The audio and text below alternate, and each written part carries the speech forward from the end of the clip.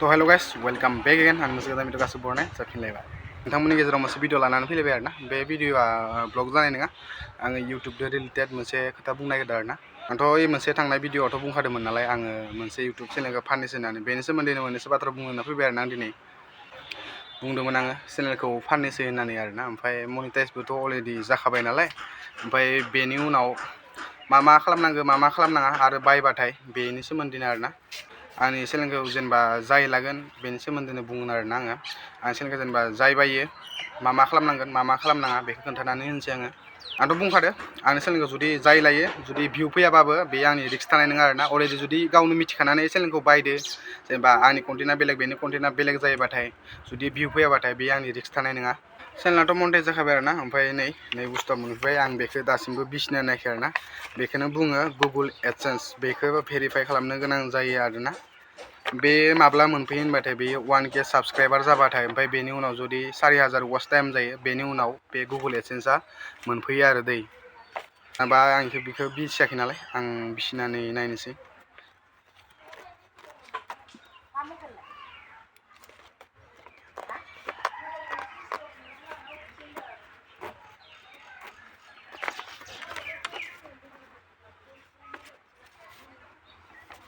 नै मोनफैबाय आरोना ओमफ्राय बेनो बे बुस्थुखौ मोननो थाखायनो गोबां खस्थ' खालामनो गोनां जायो आरोना 1000 साबसक्राइब खालामनायाबो सोरबा थाखाय बिराद गोब्राब जानानै होयो आरो 4000 वाच टाइमावथ' बिराद गोबावनि उनाव जायो आरोना सोरनाबा बिराद खस्थ' खालामनानैबो बोसोरसेयावनो जाया आरोना खिन्थु बोसोरसेयाव 1000 साबसक्राइबार कमप्लिट खालामनांगोन बेनि उनाव 4000 वाच टाइम कमप्लिट खालामनांगोन बेनि उनावसो बे बुस्थुआ सफैयो आरोना बेखौ मोनफैबासो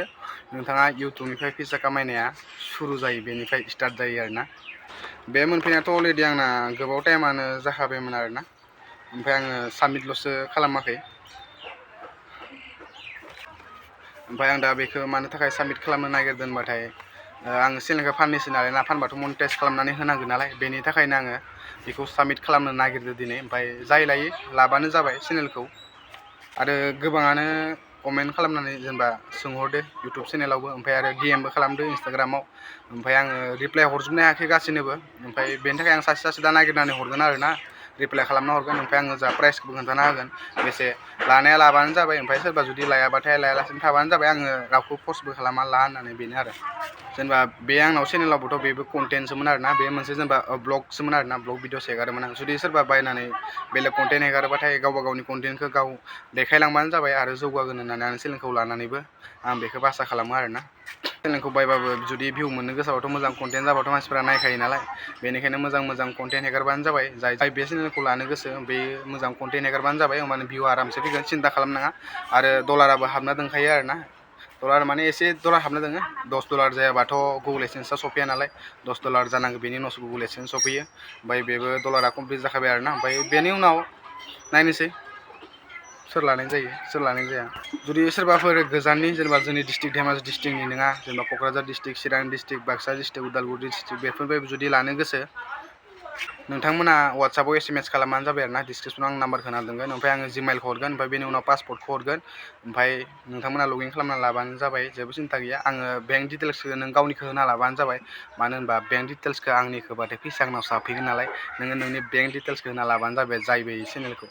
पासपर्ट जिमेल गासैखौबो हरजोबखागोन आरोना आङो सिन्था खालामनाङा जेबो सिन्था खालामनो गोनां गैया चेनेलाव जेबो प्रब्लेम गैया वाट्सएपआव मैया गोबाङानो SMS खालामदों आरोना रिप्लाइ खालामजोबनो हायाखै गासैनिसिमबो मानो होनबाथाय सोरबा सासेयाथ' लानो गोसो जायो नालाय बेनिखायनो सासेयानो सासे माने बुरजा जालाङो आरोना बेनिखायनो आङो गासैनिबो रिप्लाइ खालामजोबनो हायाखै ओमफ्राय रिप्लाइ खालामजोबगोन आङो जुदि प्राइसआ मिलायनाय बायदिबाथाय जाय लायो बेनोनो हरगोन आङो जेनेबा बे चेनेला फिसाबाबोथ' आङो गोबां खस्थ' खालामदों नालाय गुगोल एडसेन्स मोनफिननो थाखाय बिराद खस्थ' खालामनांगौ जायो बेनिखायनो माने प्राइसखौ ल'बो खालामनाङा आरोना एसे खस्थ' खालामनायखौथ' आंबो मोननो लुगैयो नालाय बेनिखायनो एसे जुदि मिलायनाय बायदिबाथाय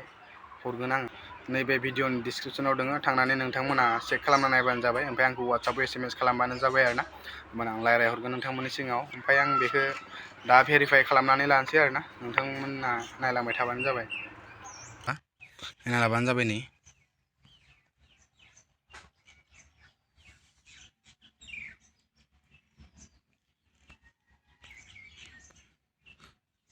ओमफ्राय नै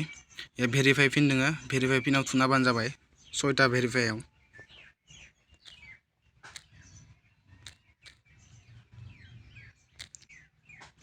दानाबा जाबाय नै आं साबमिट खालामना होनोसै